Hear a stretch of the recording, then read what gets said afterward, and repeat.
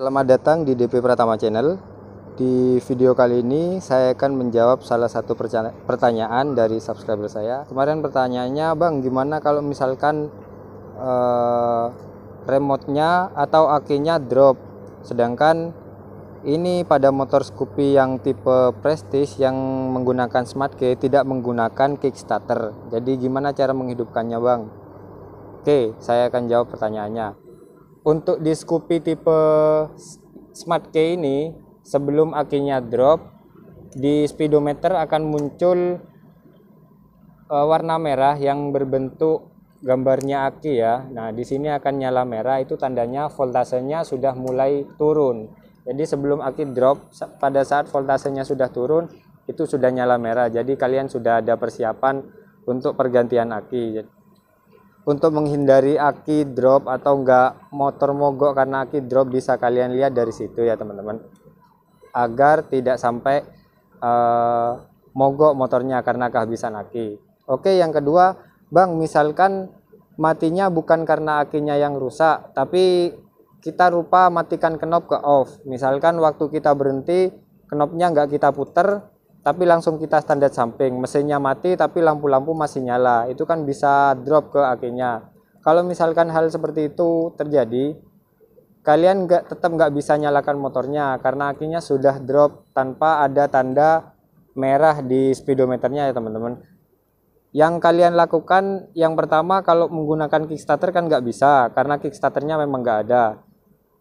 Cara yang saya sarankan, bisa kalian pinjem aki yang masih normal atau yang masih kuat, kalian jumper ke aki yang baru ini. Caranya, hubungkan kabel plus aki yang masih normal ke kabel plus aki motor ini, motor yang akinya sudah nggak kuat. Lalu sambungkan kabel min aki yang masih normal ke aki motor yang sudah nggak kuat. Jadi kalau misalkan sudah tersambung, kalian bisa langsung nyalakan motor seperti biasa. Dan pada waktu motor sudah nyala, misalkan nyala seperti ini, dia akan menunjukkan warna merah pada voltase akinya. Itu tandanya akinya sudah drop, karena memang aki motor kalian sudah drop karena kesalahan yang tadi, lupa matikan knop. Tapi ini masih bisa diatasi dengan cara seperti yang saya katakan tadi. Setelah nyala merah, motor tetap kalian biarkan hidup. Cuman kalian lepas saja untuk jemperan yang tadi saya hubungkan, biar motornya tetap nyala untuk mengisi voltase aki yang sudah drop di motor kalian. Biasanya kalau misalkan kita senggang, kita bisa gunakan motor untuk keliling-keliling beberapa kilometer saja, atau sekitar 5 atau 10 kilometer. Saya rasa sudah cukup. Cara ngeceknya, kalau misalkan akinya sudah terisi, waktu kita matikan dan kita nyalakan lagi, setelah kita double starter, indikator akinya nggak nyala merah. Itu tandanya akinya atau baterai motornya sudah terisi. Kalau misalkan aki masih nyala merah, kalian gunakan terus untuk jalan. Jadi sampai akinya, waktu kalian hidupkan setelah kalian double starter, akinya sudah nggak nyala merah, itu berarti akinya sudah terisi penuh dan bisa kalian matikan. Terus untuk cara selanjutnya, kalau misalkan kalian deket bengkel, bisa minta tolong untuk ngecas aki motornya yang sudah drop.